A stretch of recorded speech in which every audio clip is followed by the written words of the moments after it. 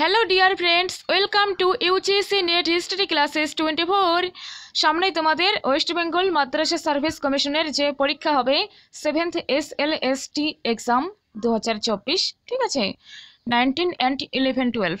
তোমরা যারা ইতিহাসের স্টুডেন্ট, ইতিহাস থেকে প্রিপারেশন নিচ্ছ, ঠিক আছে, তাদের জন্য এই ক্লাসটি গুরুত্বপূর্ণ। আজকে আমরা আলোচনা করব প্রাচীন ভারতের ইতিহাস। এর আগে 7টি ভিডিও তোমাদের প্রাচীন ভারত, মধ্য ভারত, আধুনিক ভারত, তারপর ইউরোপের ইতিহাসে 2টো ভিডিও দেওয়া হয়েছে।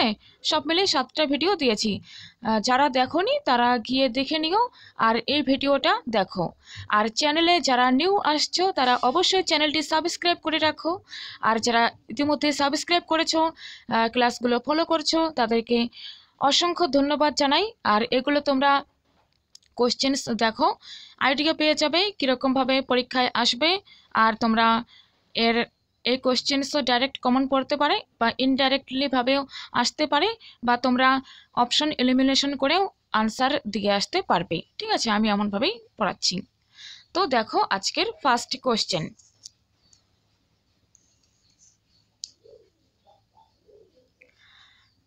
বেদ কথাটি কোন শব্দ থেকে এসেছে?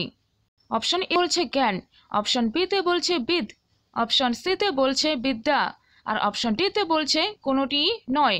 তো এখানে সঠিক উত্তর হয়ে যাবে অপশন বি, বেদ। বেদ কথাটি বিদ শব্দ থেকে এসেছে, ঠিক আছে। চলো নেক্সট কোশ্চেন।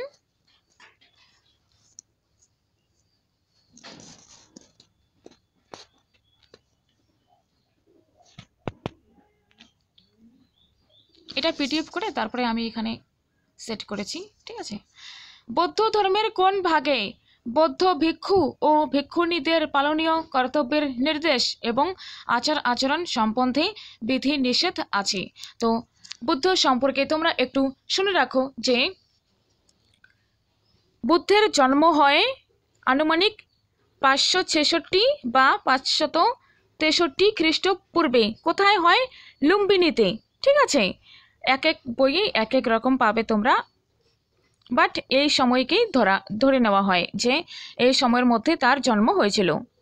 তার পিতার নাম শুদ্ধোধন আর মাতার নেম হচ্ছে মহামায়া বা মায়াদেবী, আর স্ত্রীর নেম হচ্ছে যশোধরা আর পুত্র রাহুল, ঠিক আছে। আর তার যে ঘোড়া ছিল তার ঘোড়ার নাম কণ্টক। আর শিক্ষককে বলো তো? বুদ্ধের শিক্ষকের নাম আলারা কালামা, ঠিক আছে। আর জ্ঞানের বৃক্ষ হয়ে যাবে বোধি বৃক্ষ বা পিপল ট্রি বলতে পারো। আর নির্বাণ হয় কুশীনগরে আনুমানিক 486 খ্রিস্টপূর্বে, 486 বা 483, ঠিক আছে। 80 বছর বয়সে তার মৃত্যু হয়। আর প্রতীক, উল্লেখযোগ্য প্রতীকগুলো মনে রাখবে, যেমন জন্মের প্রতীক হিসেবে ধরা হয় পদ্ম ও ষাঁড়, ঠিক আছে। আর গৃহত্যাগ হচ্ছে ঘোড়া, তারপরে নির্বাণ হবে বোধিবৃক্ষ, আর ধর্মপ্রচার হবে ধর্মচক্র, আর মহাপরিনির্বাণ হয়ে যাবে স্তূপ, ঠিক আছে। এভাবে তোমরা মনে রাখতে পারো। আর ধর্মগ্রন্থ হবে সর্বসাধারণের বোধগম্য পালি ভাষায় বুদ্ধ তার উপদেশ দিতেন, ঠিক আছে। আর জীবদ্দশায় তার কোনো বাণী লিপিবদ্ধ হয়নি। পালি ভাষায় রচিত ত্রিপিটক বৌদ্ধদের পবিত্র ধর্মগ্রন্থ। এখানে রয়েছে সূত্র পিটক, বিনয় পিটক ও অভিধম্ম পিটক। এছাড়া জাতক, দীপবংশ, মহাবংশ অতি গুরুত্বপূর্ণ। আর তোমরা মনে রাখবে জাতক থেকে গৌতম বুদ্ধের পূর্বের জীবন সম্পর্কে জানা যায়, ঠিক আছে।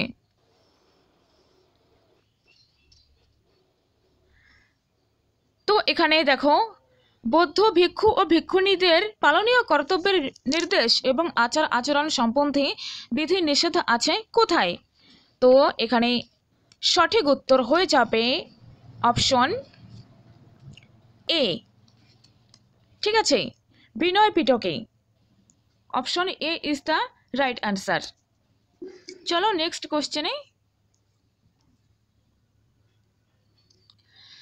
ষোড়শ মহাজনপদের মধ্যে কোনটি দক্ষিণ ভারতে অবস্থিত? ষোড়শ মহাজনপদ এর মধ্যে দক্ষিণ ভারতে তোমাদের অবস্থিত হয়ে যাবে অপশন এ অসমক। ঠিক আছে, সঠিক উত্তর। নেক্সট কোশ্চেন, ষোড়শ মহাজনপদের মধ্যে কোন দুটি রাজ্য প্রজাতান্ত্রিক?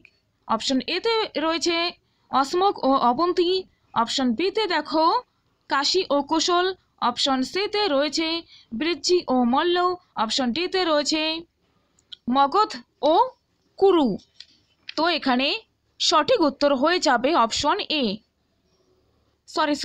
সঠিক উত্তর হয়ে যাবে অপশন সি, বৃজ্জি ও মল্ল। এ দুটো হয়ে যাবে তোমাদের প্রজাতান্ত্রিক রাজ্য। ঠিক আছে,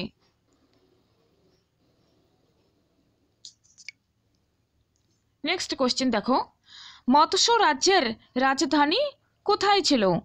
এর সঠিক উত্তর অপশন এ হয়ে যাবে বিরাটনগর। ঠিক আছে,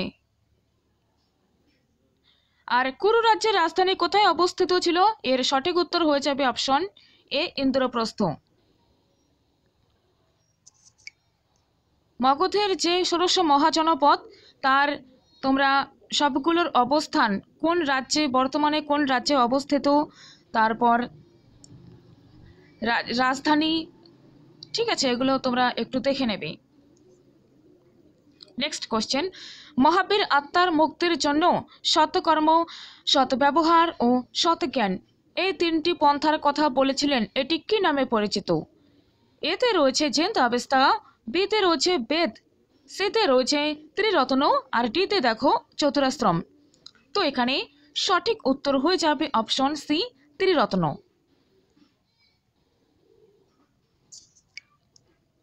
আর মহাবীর সম্পর্কে তোমরা দু একটা ইনফরমেশন জেনে রাখো যে মহাবীরের প্রকৃত নাম হয়ে যাবে বর্ধমান। ঠিক আছে, বর্ধমান মহাবীর। আর জন্ম হয় আনুমানিক 540 খ্রিস্টাব্দে। ঠিক আছে, তারপর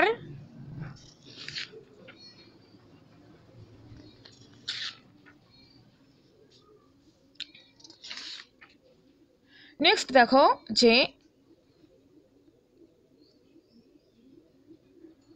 তিনি কুন্তগ্রাম বা জ্ঞাত্রিকা গোষ্ঠীর থেকে বিলং করতেন।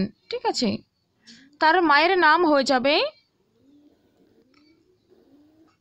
পিতার নাম সিদ্ধার্থ এবং মাতার নাম ত্রিশলা।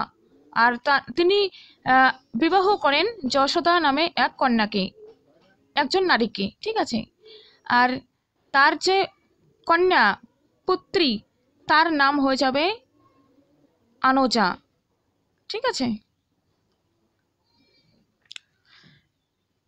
আর এখানে মনে রাখো যে জৈন ধর্মের প্রবর্তক হয়ে যাবে ঋষভনাথ, 23তম তীর্থঙ্কর হলেন পার্শ্বনাথ, আর 24তম তীর্থঙ্কর হলেন মহাবীর, বর্ধমান মহাবীর, যাকে আমরা এখন পড়ছি। ঠিক আছে, আর খ্রিস্টপূর্ব 6ষ্ঠ শতকে জৈন ধর্মের প্রচারক হলেন মহাবীর। জন্মস্থান তো বলে দিলাম বৈশালীর কুন্তগ্রামে। ঠিক আছে, আর তার পিতা ছিলেন জ্ঞাত্রিক উপজাতির প্রধান। ঠিক আছে, হ্যাঁ, এখানে একটা গুরুত্বপূর্ণ কথা মনে রাখো যে এটি কিন্তু অনেক বইতে পাওয়া যায় না। ঠিক আছে, মহাবীরের গুরুর নাম হয়ে যাবে দেবচন্দ্র। ওকে, তারপর তিনি তপস্যা লাভের পর তার নাম কেবলিন বা সর্বজ্ঞ বা জিন বা জিতেন্দ্রীয় নামে পরিচিত হয়েছিলেন। ঠিক আছে, আর তার মহাবীরের প্রথম শিষ্যের নাম হয়ে যাবে জামেলি। ওকে, তো চলো নেক্সট কোশ্চেনে দেখা যাক। অশোকের শিলালিপির পাঠোদ্ধার কে করেন? অপশন এতে রয়েছে ল্যাসেন, অপশন বিতে রয়েছে মরিস, অপশন সিতে রয়েছে জেমস প্রিন্সেপ, অপশন ডিতে রয়েছে এদের কেউ নন। তোমরা সঠিক উত্তর দেবার চেষ্টা করো। এখানে দেখো সঠিক উত্তর হয়ে যাবে অপশন সি, জেমস প্রিন্সেপ। ওকে, চলো নেক্সট কোশ্চেনে। কনিষ্কের সভাকবি কে ছিলেন? অপশন এতে রয়েছে হরিসেন, অপশন বিতে রয়েছে আর্যভট্ট, অপশন সিতে রয়েছে কালিদাস, অপশন ডিতে রয়েছে অশ্বঘোষ। তো সঠিক উত্তর হয়ে যাবে অপশন ডি, অশ্বঘোষ। নেক্সট কোশ্চেন দেখো, কোন রাজবংশের আমলে গান্ধার শিল্পের বিকাশ ঘটে? অপশন এতে রয়েছে কুষাণ, অপশন বিতে রয়েছে পাল, অপশন সিতে রয়েছে সেন, অপশন ডিতে রয়েছে গুপ্ত। তো এখানে অবশ্যই সঠিক উত্তর হয়ে যাবে অপশন এ কুষাণ।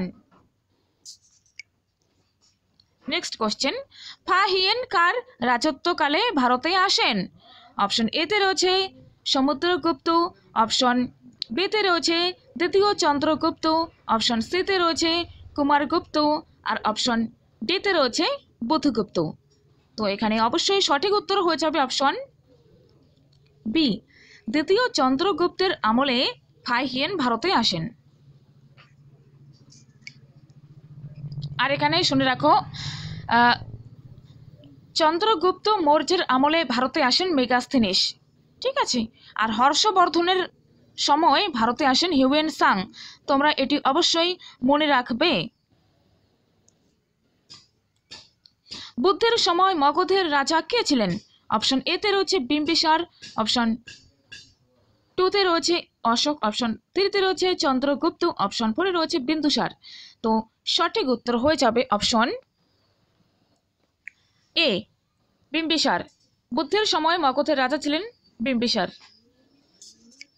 চলো নেক্সট কোশ্চেনে, কোন গুপ্ত রাজা নালন্দা বিশ্ববিদ্যালয় তৈরি করেন? অপশন এতে রয়েছে সমুদ্রগুপ্ত, অপশন বিতে রয়েছে দ্বিতীয় চন্দ্রগুপ্ত, অপশন সিতে রয়েছে প্রথম কুমারগুপ্ত, আর অপশন ডিতে রয়েছে এদের কেউ নন।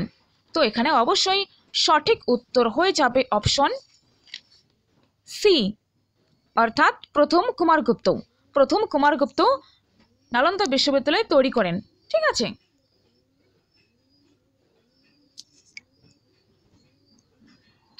মহাবীর কার নিকট সন্ন্যাস ধর্ম গ্রহণ করেন?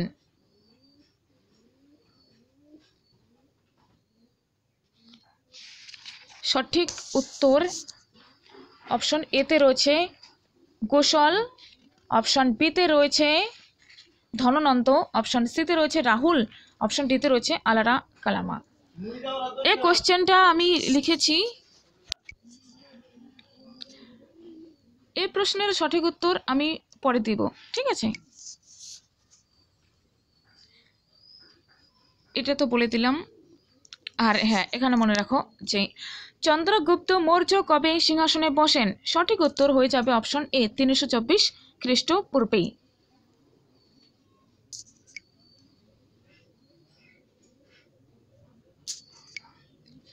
কোন গুপ্ত সম্রাট হুন আক্রমণ প্রতিহত করেন? অপশন এতে রয়েছে সমুদ্রগুপ্ত, অপশন বিতে রয়েছে জীবিত গুপ্ত, অপশন সিতে রয়েছে শ্রীগুপ্ত, আর অপশন ডিতে রয়েছে স্কন্দগুপ্ত। তো সঠিক উত্তর হয়ে যাবে option D Skandagupta. Next question, শেষ গুপ্ত সম্রাট কে ছিলেন? অপশন এতে রয়েছে Shrigupta, option B Vishnugupta, option C Skandagupta, option D Kumaragupta. তো এখানে সঠিক উত্তর হয়ে যাবে অবশ্যই অপশন বি বিষ্ণুগুপ্ত। তো আজকে এগুলো সঠিক, এই পিডিএফটি আবার হয়ে গেছে, ঠিক আছে, এটা বলে দিয়েছি আমি। তো আজকে এখানেই তোমাদের ক্লাস শেষ। তোমাদের ভিডিওটি যদি ভালো লাগে তো অবশ্যই তোমরা কমেন্ট করবে আর লাইক করে দিও, আর চ্যানেলটা সাবস্ক্রাইব করে রেখো। আর ভিডিওটি শেষ পর্যন্ত দেখার জন্য অসংখ্য ধন্যবাদ, ঠিক আছে। আর তোমাদের আমি বেশি করে এমসিকিউ নিয়ে এসে বলে দেবো, শুধু উত্তর বলে দেবো, নাকি এমসিকিউ পরিমাণ মতো আর সাথে ডিটেলস ব্যাখ্যা, অর্থাৎ পরিমাণ মতো এমসিকিউ নিয়ে এসে তারপর তার ব্যাখ্যা ডিটেলস বলে দেবো, নাকি এমসিকিউ বেশি নিয়ে আসবো, তোমরা এটি অবশ্যই জানাবে, ঠিক আছে। তো thank you so much, take care.